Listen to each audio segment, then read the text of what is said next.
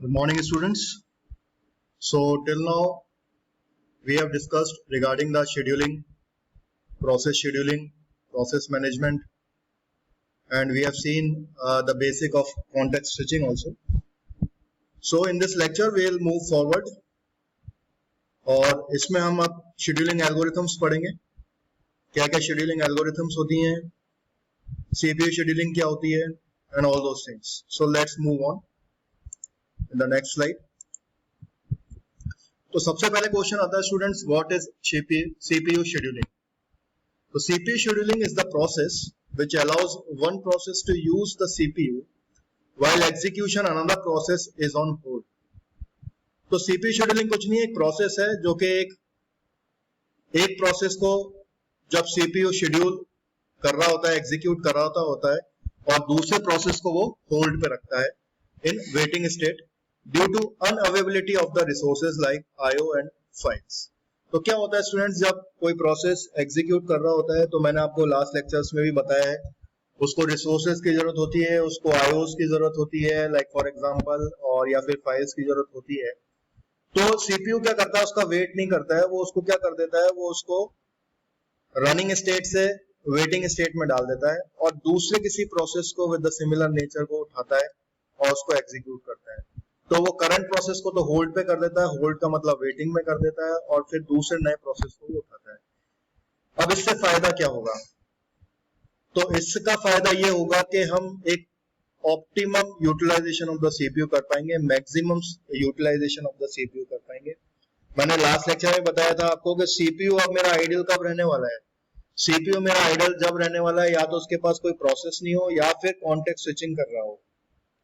तो सिर्फ दो ही कंडीशन में CPU आइडल रहने वाला है. एक पहली कंडीशन तो ये होगी या तो उसके पास कोई भी प्रोसेस नहीं हो, दूसरी कंडीशन ये होगी कि कॉन्टेक्स्ट स्विचिंग हो रही हो. तो aim of the CPU scheduling is to make the system efficient, fair और फास्ट. तो हमें सबसे पहले चीज ये देखनी पड़ेगी कि कोई CPU जब CPU हमारा प्रोसेस ले रहा हो तो किसी भी तरीके से वो बायस्ड नहीं हो, वो बिल्कुल फेयर हो. हमें इस तरह का बैलेंस भी रखना पड़ेगा कि IO बाउंड प्रोसेस और CPU बाउंड प्रोसेस का जो बैलेंस है, जो मिक्सचर है, वो भी सही तरीके से रहे. तो हमें इस चीज को ध्यान में रखना पड़ेगा. Fine students, so I hope that you understand what is CPU scheduling.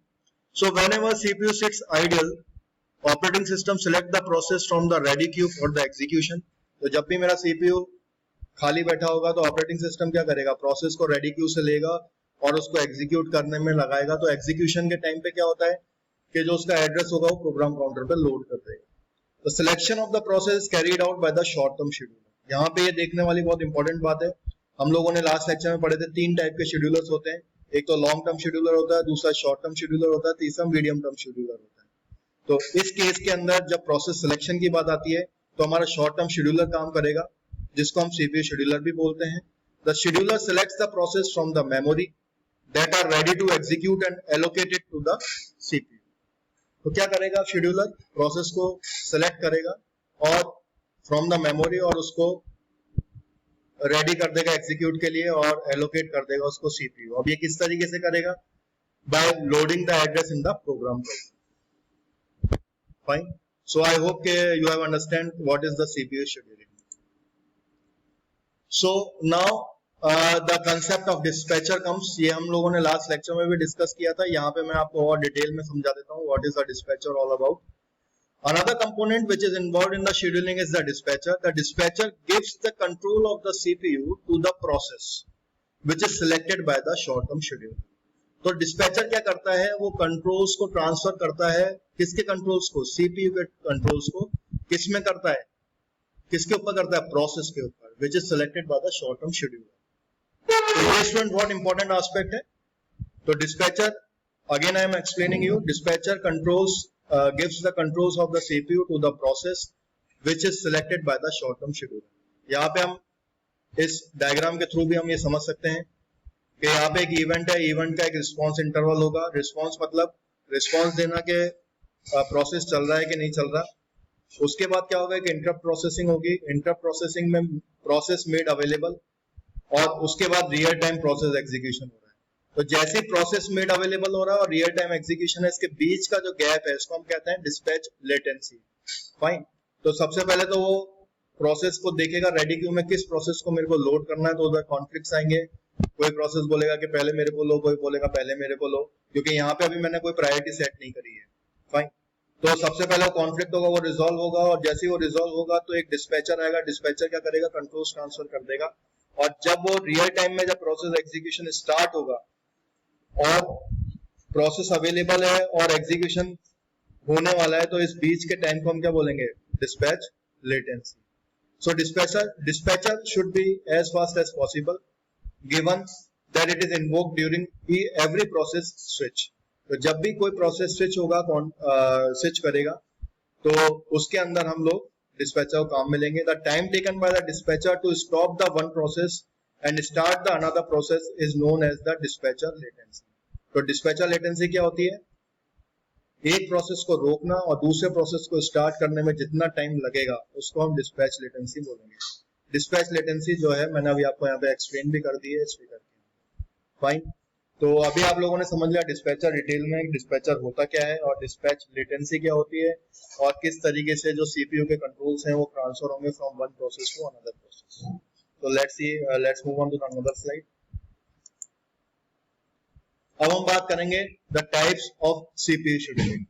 ठीक है, तो तीन कंडीशंस कंपोनेंट्स को ऑपरेटिंग सिस्टम के अंदर डिवाइड किया गया है, सॉरी 4 में डिवाइड किया गया है। तो सबसे पहली जो कंडीशन, जो सबसे पहला सर्कमस्टेंसेस आएगा वो ये आएगा, when the process is switching from running state to waiting state. Fine. तो जब भी मेरा प्रोसेस रनिंग स्टेट से वेटिंग स्टेट में जाएगा, अब वो रनिंग स्टेट से वेटिंग स्टेट में क्यों जाएगा, तो सबसे पहले हम ये डिस्कस कर लेते हैं। मैंने आपको बताया लास्ट लेक्चर में, जब भी उसको आईओ की रिक्वेस्ट होगी या फिर कोई फाइल की रिक्वेस्ट होगी तो प्रोसेस मेरा स्विच करेगा रनिंग स्टेट से वेटिंग स्टेट में। फाइन। दूसरी कंडीशन मेरी होगी when the process is switching from running state to ready state. अब रनिंग स्टेट से रेडी स्टेट में कब जाएगा, ठीक है, अभी यहाँ पे वेटिंग स्टेट की बात नहीं कर रहा हूं मैं। ठीक है, तो ये वही है जैसे हमने अभी शॉर्ट टर्म शेड्यूलर के अंदर बात करी थी जब हम टाइम टास्क मल्टीटास्किंग की बात कर रहे हैं। अभी जो ऊपर वाली थी वो मल्टी प्रोग्रामिंग थी, जो सेकंड सर्कमस्टेंस आया वो मल्टीटास्किंग का है। तो अभी मैंने क्या करा है कि रनिंग स्टेट से रेडी स्टेट में किया है। तो रनिंग स्टेट से रेडी स्टेट में प्रोसेस कब जाएगा, जब कोई इंटरप्ट आएगा। फाइन। तो जब भी कोई इंटरप्ट आता है, तो यहाँ पे हमने एक और चीज सीख ली कि जब भी कोई इंटरप्ट आता है, ठीक है, तब प्रोसेस वेटिंग स्टेट में ना जाके रेडी स्टेट में जाएगा। लेकिन जब भी कोई उसको आईओ रिक्वेस्ट होगी, क्योंकि आईओ रिक्वेस्ट में क्या होता है कि बहुत लंबा प्रोसेस होता है, सबसे पहले ये देखना पड़ता है कहीं वो रिसोर्स जो मांग रहा है, जो रिक्वेस्ट कर रहा है, वो किसी और प्रोसेस से तो होल्ड नहीं कर रखा है। तो ये सारी चीजें होती हैं। लेकिन इंटरप्ट के अंदर क्या होता है, आप लोगों ने शायद माइक्रो प्रोसेसर में पढ़ा भी होगा, मैं आपको एक्सप्लेन भी कर देता हूँ। जब भी इंटरप्ट आता है, ये अभी हमने बूटिंग प्रोसेस में भी देखा था, जब भी कोई इंटरप्ट आता है तो सबसे पहले वो आईवीटी में जाता है, इंटरप्ट वेक्टर टेबल के पास जाता है। इंटरप्ट वेक्टर टेबल में वो आईएसआर को लेता है, आईएसआर के एड्रेस जो होते हैं, जो बेस एड्रेस होते हैं, वो स्टोर होते हैं इंटरप्ट वेक्टर टेबल के अंदर। तो वो इंटरप्ट सर्विस रूटीन आईएसआर को उठाता है और उसको लोड कर देता है कहाँ पे, प्रोग्राम काउंटर पे, और वो उसको एग्जीक्यूट करने लग जाता है। और जैसे ही वो प्रोसेस पूरा हो जाता है, दोबारा वो रिज्यूम बैक करता है। अब इस कंडीशन में क्या होता है, जो मेरा बेस है, जो मेरा करंट प्रोसेस का जो एड्रेस है वो कहाँ पे स्टोर हो जाता है, स्टैक में, और वो दोबारा रिज्यूम बैक हो जाता है। फाइन। तो इंटरप्ट, जैसे कि मैं अगर कोई कॉल कर रहा हूँ एप्लीकेशन, जैसे मैं आपको बताऊं real time application, let's suppose कि मैं कोई मूवी देख रहा हूँ और मूवी देखते देखते कोई कॉल आ गया। सो इस तरीके से कोई भी एक इंटरप्ट जो होगा वो एक इंटरप्ट भी अपने आप में एक प्रोसेस है, तो इस तरीके से वो एग्जीक्यूट होगा, टर्मिनेट होगा, और जो मेरा करंट प्रोसेस जो कि होल्ड पे गया था वो दोबारा स्टैक से आएगा और वो रिज्यूम बैक हो जाएगा। इसका मैंने एग्जांपल आपको बताया भी था कि जैसे लेट्स सपोज को मैं मूवी देख रहा हूँ या कोई सॉन्ग सुन रहा हूँ और बीच में कोई कॉल आ गया, तो कॉल एक तरह का इंटरप्ट ही है। फाइन। तीसरा केस आता है when process is switching from waiting state to running state. तो ये भी बहुत अच्छा केस है। अब ये कब होगा, वेटिंग स्टेट से रनिंग स्टेट में कब आएगा, जैसे ही मेरा कंप्लीशन ऑफ आईओ हो जाएगा। तो जैसे ही मेरा कंप्लीशन ऑफ आईओ हो जाएगा, वेटिंग स्टेट से दोबारा मैं रनिंग स्टेट में आ जाऊंगा। और चौथा केस होगा व्हेन द प्रोसेस टर्मिनेट्स, या फिर चौथा केस ये होगा जब प्रोसेस पूरी तरीके से एग्जीक्यूट हो जाएगा। अब टर्मिनेट क्या होता है कि दो तरीके से टर्मिनेशन होता है, या तो अबॉर्ट हो गया हो या फिर सक्सेसफुली कंप्लीट हो गया। फाइन। तो ये 4 केसेस बनते हैं मेरे, ये 4 सर्कमस्टेंसेस बनते हैं, ये 4 कंडीशंस बनती हैं जिससे कि मैं सीपीयू शेड्यूलिंग की टाइप्स डिसाइड करता हूँ। अब मैंने यहाँ पे एक नोट लिखा है स्टूडेंट्स, इसको बहुत ध्यान से देखें आप, बहुत इंपॉर्टेंट है। In the case of first and fourth there is no choice in terms of scheduling. तो जब मैं कंडीशन फर्स्ट और कंडीशन 4 की बात कर रहा हूँ, मतलब जब रनिंग स्टेट से वेटिंग स्टेट में जा रहा है और जब प्रोसेस टर्मिनेट हो रहा है, a new process only if the available in the ready Q must be selected for execution, hence there is a choice in case 2 and 3। तो पहले और चौथे केस के अंदर क्या होगा कि कोई नया प्रोसेस आ रहा है, जब अगर वो रेडी क्यू में अवेलेबल है तो कोई नया प्रोसेस आएगा और एग्जीक्यूशन हो जाएगा, ठीक है।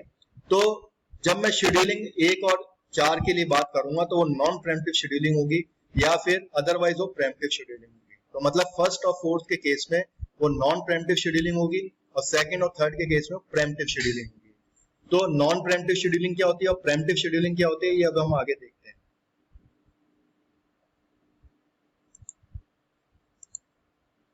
फाइन, तो नॉन प्रेम्प्टिव शेड्यूलिंग को सबसे पहले डिस्कस करते हैं। तो under non preemptive scheduling, once the CPU is allocated to the process keeps the CPU until it releases the CPU either by termination or by switching to the waiting state। तो non preemptive scheduling के अंदर अगर किसी process को एक बार CPU allocate हो गया तो वो उस प्रोसेस उस CPU को रखेगा।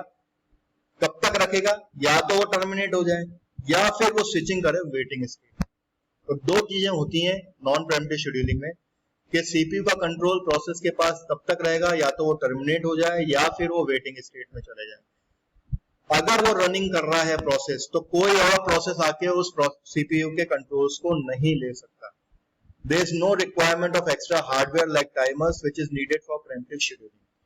This scheduling is used by Microsoft and Apple Macintosh operating system, ठीक है। तो माइक्रोसॉफ्ट और एप्पल मैकिन्टॉश सिस्टम्स के अंदर इस तरह की शेड्यूलिंग होती है। तो नॉन प्रेम्प्टिव शेड्यूलिंग में बिल्कुल साफ सफाई होती है, बिल्कुल सादा सिंपल होता है। इसके अंदर यह भैया कि एक बार प्रोसेस के पास CPU के कंट्रोल्स आ गए तो वो उसके पास तब तक रहेंगे या तो वो टर्मिनेट हो जाएगा या फिर वो वेटिंग स्टेट में जाएगा। अगर इसके अलावा कोई और चीज होती है, मतलब वो रनिंग स्टेट में है, तो चाहे कोई भी प्रायोरिटी का प्रोसेस आ जाए वो उसको प्रेम्प्ट नहीं कर सकता। प्रेम्प्टिव शेड्यूलिंग होती है, in this type of scheduling task are usually assigned with the priorities. तो प्रेम्प्टिव के अंदर क्या होता है कि प्रायोरिटीज डिसाइड की जाती हैं। At times it is necessary to run certain tasks that has the highest priority before another task, although it is running। अब मान लीजिए कोई लो प्रायोरिटी प्रोसेस जो है वो रनिंग स्टेट में है और हाई प्रायोरिटी प्रोसेस आ जाता है, तो मेरे को क्या करना पड़ेगा as a scheduler, high priority process को टाइम देना पड़ेगा और कंट्रोल्स किसको देने पड़ेंगे, हाई प्रायोरिटी टास्क को। चाहे मेरा लो प्रायोरिटी प्रोसेस रन कर रहा हो, फिर भी मेरे को उसको प्रेम्प्ट करना पड़ेगा, मतलब जबरदस्ती उसको रनिंग स्टेट से वेटिंग स्टेट में डालना पड़ेगा। Therefore, the running task has to wait or interrupted for some time and resume later when priority task has finished its execution। ठीक है, तो प्रेम्प्टिव शेड्यूलिंग के अंदर अगर कोई हाईएस्ट प्रायोरिटी प्रोसेस आ जाता है तो मुझे रनिंग प्रोसेस को वेटिंग स्टेट में डालना पड़ेगा फॉर द टाइम बीइंग, जब तक कि वो प्रोसेस एग्जीक्यूट होकर टर्मिनेट नहीं हो जाता। तो इसको बोलते हैं प्रेम्प्टिव। तो प्रेम्प्टिव में क्या करते हैं कि हम फोर्सफुली उस प्रोसेस को रनिंग स्टेट से वेटिंग स्टेट में डाल देते हैं। अब CPU शेड्यूलिंग क्राइटेरिया मैं बता देता हूं। तो देयर आर शेड्यूलिंग क्राइटेरिया। सबसे पहला होता है CPU scheduling, fine, throughput, turn around time,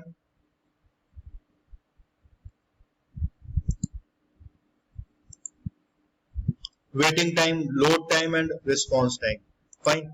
तो CPU यूटिलाइजेशन होता है to make out the best of the CPU utilisation, ठीक है। 90% हैवी लोडेड में होना चाहिए, 40% लाइटली लोडेड में होना चाहिए। थ्रूपुट होता है it is a total number of processes completed per unit time और रादर से total amount of work done in unit time, fine. और टर्न अराउंड टाइम होता है it is the amount of time to execute a particular process, that is the interval from the time of submission of the process to the time of the completion of the process. तो जैसे submit करेंगे और complete करेंगे तो उसके अंदर जो काम होगा वो टर्न अराउंड टाइम होगा। Waiting time, the sum of the period spent waiting in the ready queue, amount of time a process has been waited in the ready queue to acquire get controls of the CPU। तो जितने time process ने wait किया वो waiting time होगा। Load average, it is the average number of process residing in the ready queue waiting for their turn to get into the CPU।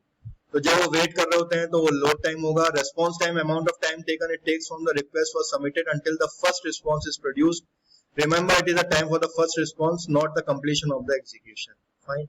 In general, CPU utilization and throughput are maximized and other factors are reduced for proper